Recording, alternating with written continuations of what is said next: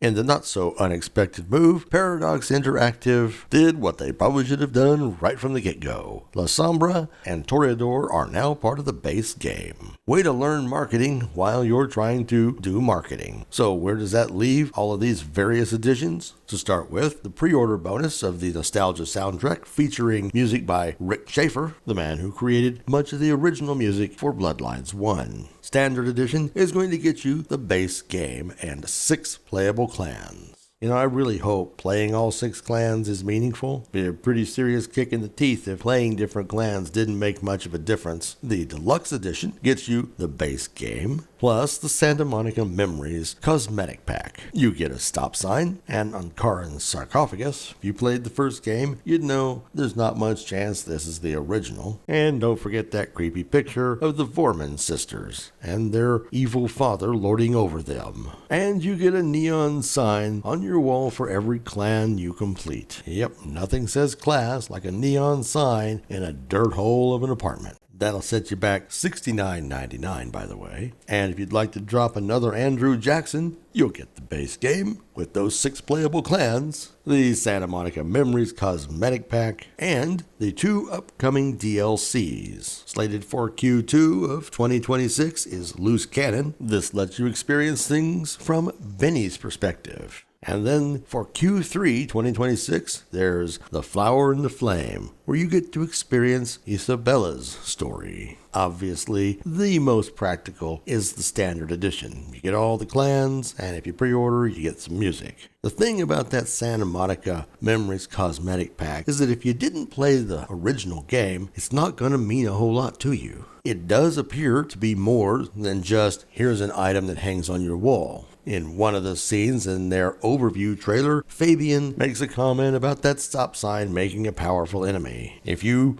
didn't play the best clan experience from the original game, the Malkavian, then you're not going to know what the heck that's referring to. I strongly urge you to go play the Malkavian in Bloodlines 1, or at least check a couple of the YouTube videos out there where people are playing. Some of these things really are kind of funny. I can't imagine the PC knowing anything about the Vorman sisters. That might end up with more commentary from Fabien. And why you would have a replica of an Ankaran sarcophagus is beyond me, though that's something that the main character just might know something about. I hope our PC gets to comment on that.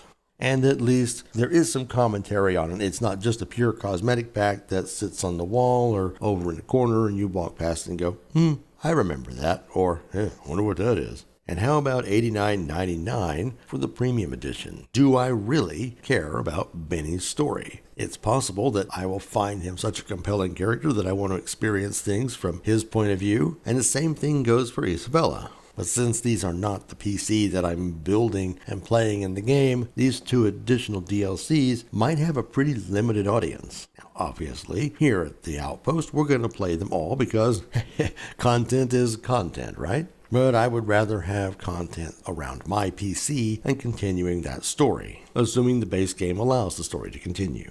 As far as the whole PSN thing goes, it's entirely understandable that Sony decided we're going to refund anybody who paid for that premium edition so that what they buy is actually what they intended to buy. Other outlets, such as Steam, have simply changed the description of these items, because essentially you are getting what you originally paid for. The one caveat is that $20 extra worth it at this point? And would you have paid that if it were only DLC right from the beginning?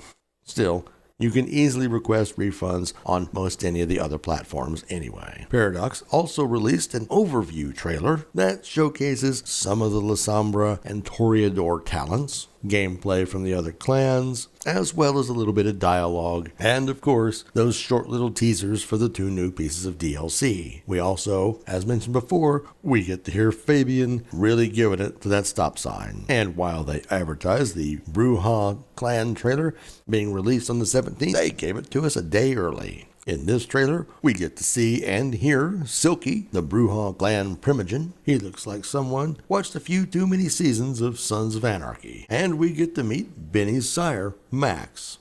And then we get to see and hear from Katsumi, the leader of the Anarchs. We get to see some of those clan powers in action. I do think Lightning Strike looks stupid. Maybe it's super effective, but it's one of the worst looking ones I've seen. We get to see one of the outfits modeled, and we can see what the other ones look like in their little pictures, plus some of the hairstyles. And we get Lou giving us some condescending snark. And we even get to hear Fire laying down some threats. All in all, it looks pretty good, although it probably will be my last clan played if I get through every one of them. And finally, next Wednesday, we should get a trailer for Banu Hakim. But what do you think? Let us know in the comments below which version of this you're going to purchase and which clan you'd like to start with. And remember, why don't you give us a like and subscribe? Thanks for watching.